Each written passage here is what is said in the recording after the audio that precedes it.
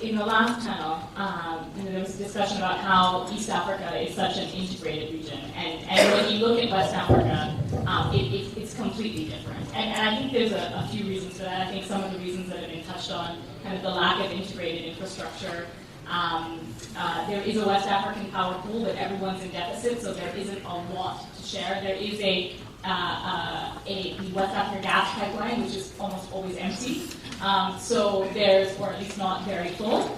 So there's kind of there's very little gas that Nigeria feels it can send through the pipeline when it's kind of starved for gas itself. The road networks between the countries are not very large, but even beyond that, I think part of it is because Nigeria is so big.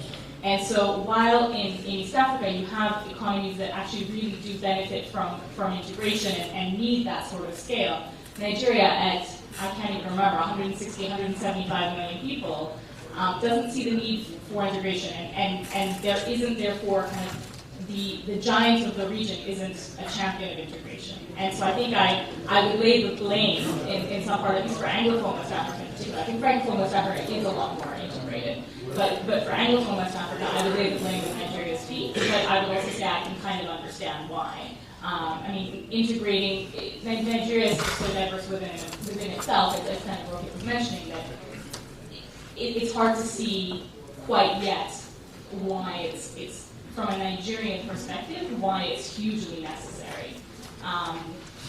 Which again is, I think, unfortunate for the rest of the region. I think whereas when you're in other countries, so I think in Ghana, there is a much more appetite for integration, particularly with kind of the neighboring countries or even the Francophone countries, because kind of having that market of scale is a lot more useful. And so I think that I find that at least quite interesting, but I don't see beyond kind of ECOWAS and kind of free movement of people, which actually has been achieved. I don't see kind of at least from an Anglophone West African perspective, an integration like we see in East Africa coming anytime soon. Okay, I'll just allow you to ask your question and then I'll take the mic back. Okay. I have a question for Rohit, and you mentioned that you have manufacturing in both Nigeria and Angola, and I was wondering if you could kind of talk about the differences between operating in those two environments, and kind of how that's been for your company, and I guess why those two countries as well. Thank you. We set up in Angola in 2006 because we were told it one of the most difficult countries in the world to enter. So exactly, let's give it a shot. Angola is really a gold mine, but it is very, very difficult to enter, and I think we got lucky.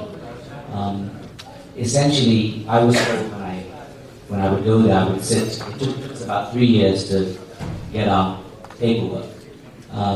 We didn't want a local partner. We'd heard horror stories about it, so we sat in 5-star hotels, meeting lawyers and people who could, consultants who could advise us. And 3 years went past.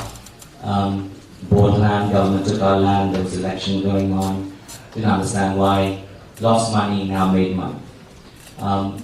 Angola, as you all know, has the same oil earnings as Nigeria, with 1/8 the population. So the trickle down is quite significant.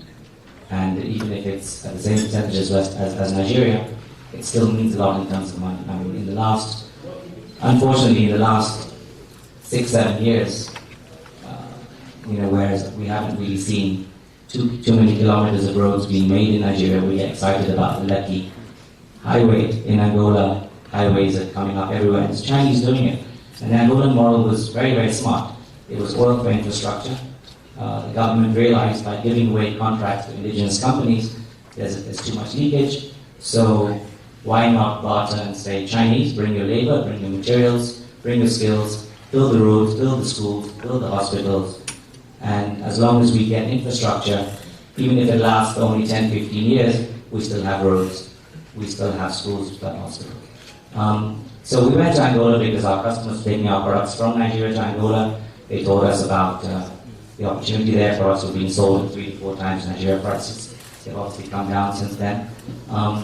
But it is a closed economy in many ways. I think they were expecting Cultural from Angola to speak today. Unfortunately, they couldn't come. It is a market for the future. Obviously, the mentality has to change. They've got the infrastructure, it's building, it's growing, but people still, they've come out of a long war. There's a lot of protectionism, there's a lot of that attitude is in the common example I use is in Nigeria. People welcome you. I'm born there. People welcome you as an opportunity. Welcome. You can gain. We can gain. In Angola, they look at you as a threat. Why have you come to my country? What have you come to take from here? So it will take a whole generation of people to be educated overseas or wherever to understand that foreign investment does have benefits. But yes, Angola is a market for the future, and I knew you were going to ask me that question.